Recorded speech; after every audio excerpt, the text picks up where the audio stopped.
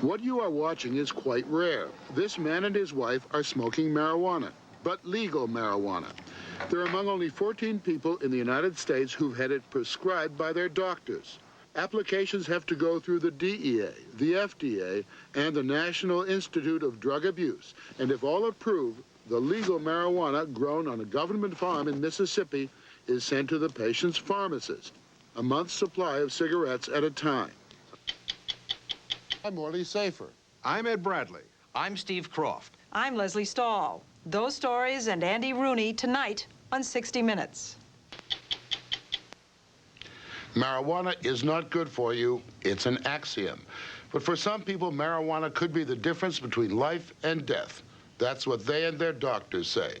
The doctors prescribe it, and the patients smoke it to live.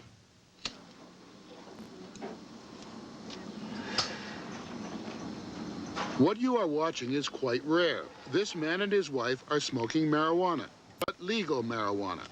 They're among only 14 people in the United States who've had it prescribed by their doctors. For Ken and Barbra Jenks, marijuana is but one more of the myriad of prescription drugs they must take every day. How often do you smoke these? We usually smoke, well, I usually smoke at least 3 to 4 a day. What would happen to you physically, both of you, if you went for a couple of days without these? You throw up all the time. I would get sick to my stomach. I mean, you couldn't.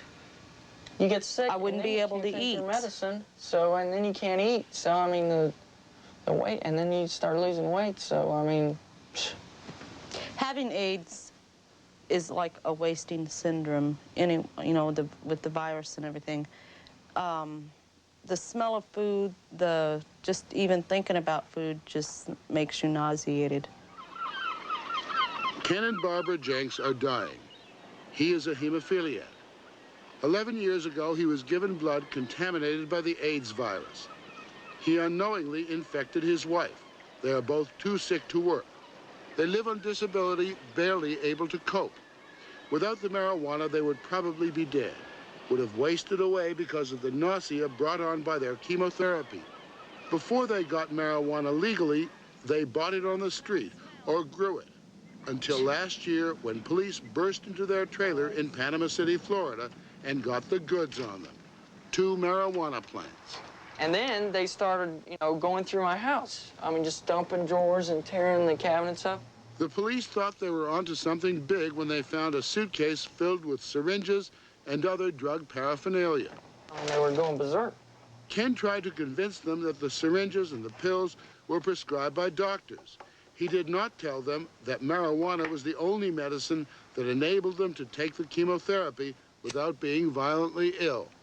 You're talking to somebody that never wanted to take an aspirin for a headache. It's a relief to know that there's something that you can smoke to relieve the nausea from taking all the medications that you're on. The Jenks were charged with growing marijuana and possession of drug paraphernalia. In court, their lawyer, John Daniel, tried to prove that for the Jenks, marijuana was a medical necessity. Did the prosecution present any counter evidence? None whatsoever, sir. In fact, they even stipulated in Kenny and Barbra's case that it was beneficial for them and that they would die without it. The prosecution conceded that? Yes, sir.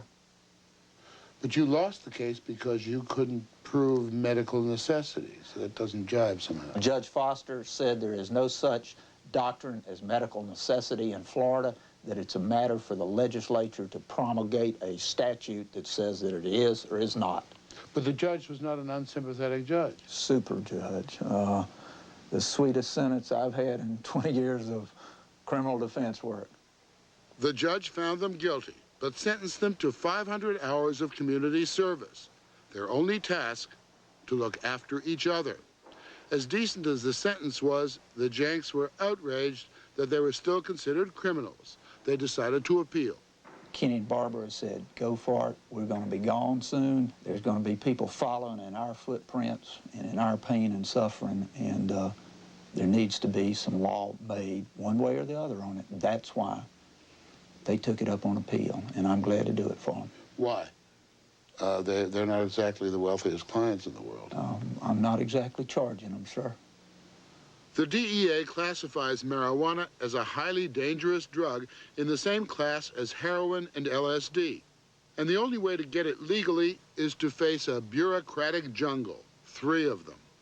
Applications have to go through the DEA, the FDA, and the National Institute of Drug Abuse. And if all approve, the legal marijuana grown on a government farm in Mississippi is sent to the patient's pharmacist, a month's supply of cigarettes at a time. So therefore she wasn't going to... Robert Randall was the first American to gain legal access to marijuana for medical use. He was diagnosed with glaucoma in 1972.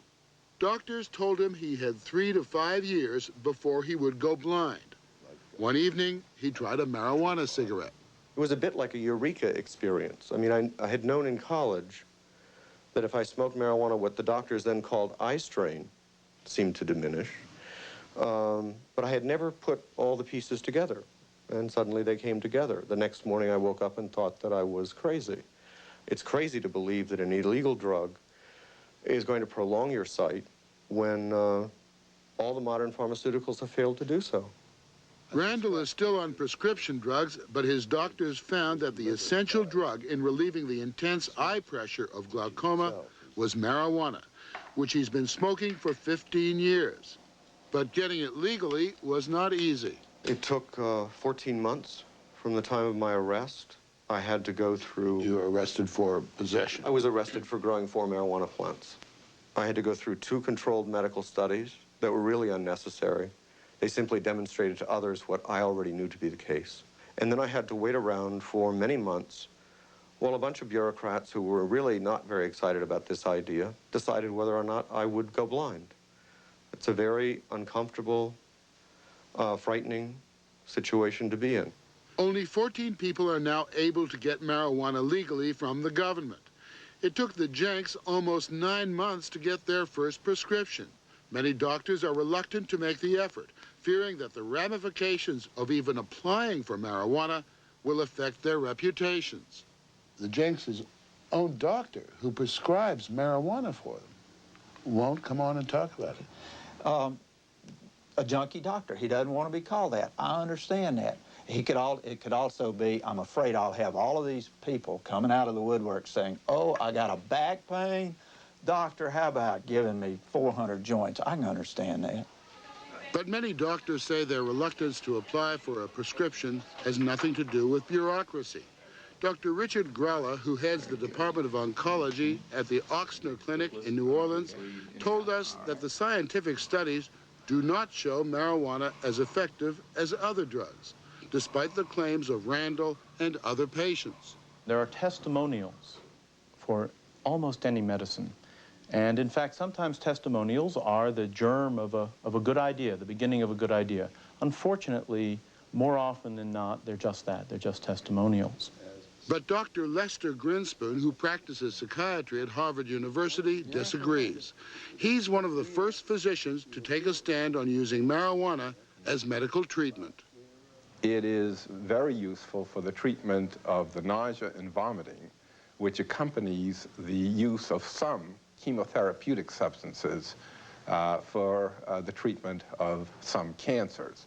Dr. Grinspoon knows it from the most personal kind of experience. His son had leukemia and died. But during the chemotherapy, Grinspoon feels it was the marijuana that was keeping young Danny alive. He would be so tense before he took the medicine because he knew what was going to follow. And what followed was 8 hours of first vomiting and then retching. It's very, very difficult. He got to the point where he said, I'm not going to take the medicine anymore. How old was he? He was 15. His wife bought some marijuana near a local high school. At Danny's next treatment, Grinspoon was amazed. It was absolutely stunning, the difference that this made. He was relaxed. He had the treatment. He not only did not have nausea and vomiting, but he asked if he could get a submarine sandwich on the way home. I was really dumbfounded. I then called the doctor Dr. Jaffe, who was taking care of him, and told him what had happened. And so the next time, he smoked cannabis right in the treatment room at the Children's Hospital. Same thing, not a bit of discomfort, ate afterwards. And it was then that Dr. Jaffe and I went to the head of the Children's Hospital, Dr. Fry, and suggested that maybe this bore some kind of systematic looking into. And that, in fact, led to the Salin study, which first established that this is that useful in the treatment of the nausea and vomiting of cancer chemotherapy. But the DEA has maintained for years that marijuana has no therapeutic value, that it's a dangerous drug that must remain illegal. However, no one from the DEA would come on this broadcast and respond to the scientific evidence of those who say otherwise. 3 years ago, the DEA's administrative law judge, Francis Young, wrote of marijuana, "In light of the evidence, it would be unreasonable, arbitrary, and capricious for the DEA to stand between those sufferers and the benefits of this substance." But the DEA rejected its own judge's opinion and stands firm that doctors shall not prescribe marijuana. Except, of course, for those few who are willing to go through the agonizingly long process of applying. Desperate patients say they would rather live by buying marijuana illegally than die by playing by the rules. Dr. Ivan Silverberg hears that all the time from his cancer patients in San Francisco. I have yet to hear of a patient who can't find it. I have heard loud and clear from patients who resent having to go on the street when they're feeling sick, when they're nauseated, when they've lost 40 and 50, 60 pounds, to try and buy a drug from somebody without knowing whether that drug is adulterated because it comes off the street, of having to face the possibility the person they're buying from it is an undercover policeman. I think all of these things are wrong. But Silverberg says if he had to fill out that mountain of paperwork every time a patient needed marijuana, he wouldn't have time to treat his patients. Why has the DEA dug its heels in on this and will not allow the general prescribing of marijuana by physicians when you can prescribe much more dangerous, much more habit-forming drugs?